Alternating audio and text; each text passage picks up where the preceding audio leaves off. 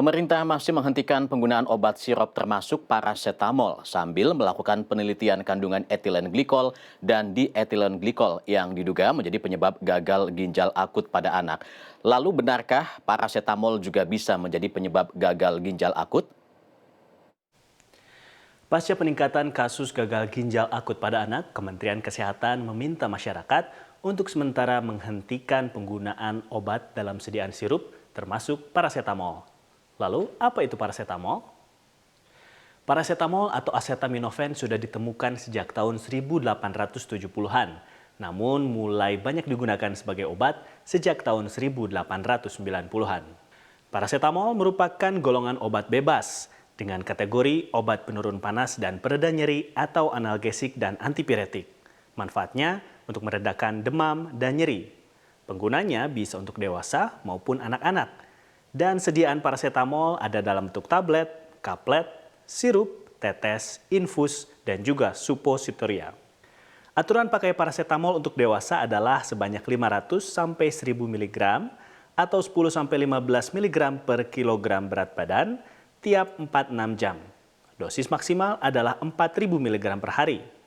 Untuk bayi dan anak-anak, dosisnya adalah 10 sampai 15 mg per kilogram berat badan dan digunakan tidak setiap 4 sampai 6 jam.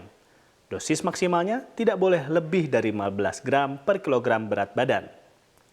Untuk ibu hamil dan menyusui, sebaiknya konsultasikan dengan dokter. Jika dikonsumsi sesuai anjuran dokter dan petunjuk penggunaan, parasetamol umumnya jarang menimbulkan efek samping.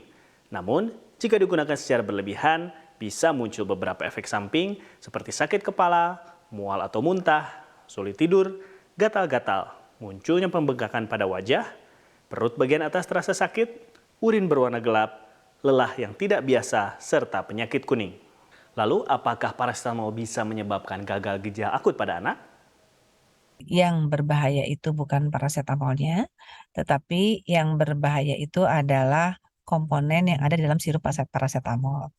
Kalau kita lihat parasetamol ini adalah obat yang sudah lama digunakan, sehingga profilnya kita sudah sangat tahu, kalaupun ada efek samping juga sudah sangat kita pahami, karena memang obat itu pada dasarnya adalah racun ya. Tapi kalau digunakan sesuai dengan dosis terapinya dan cara penggunaannya juga sesuai dengan kaidah-kaidah yang benar, sesuai dengan kaidah obat rasional, tentu penggunaannya ini akan memberikan manfaat sesuai yang diharapkan. Dengan penghentian sementara penggunaan sirup parasetamol, apa yang bisa dilakukan orang tua untuk anak-anaknya yang sakit? Ya, di farmasi klinis itu ada yang kita sebut sebagai terapi non farmakologis, yaitu terapi yang bisa kita lakukan dengan tidak menggunakan obat. Contohnya dikompres gitu ya. Kemudian kalau kita ikuti indigenous knowledge-nya dikasih baluran bawang merah seperti itu ya. Balik lagi ke kayak gitulah gitu ya. Moga-moga terapi non farmakologi ini juga sudah bisa teratasi kalau hanya masuk angin gitu ya. Tapi kan kalau misalnya ada infeksi ya harus ke dokter. Jika 2-3 hari demamnya tidak bisa diatasi, maka segera ke dokter. Nanti dokter akan memberikan obatnya. Mencegah lebih baik daripada mengobati. Untuk itu, di tengah cuaca yang buruk dan semakin merebaknya flu dan batuk, terutama di kalangan anak-anak, lebih baik kita menjaga imun dengan makan makanan bergizi dan juga menerapkan pola hidup bersih dan sehat. Angga Putra, Rizky Rahadian, Bandung, Jawa Barat.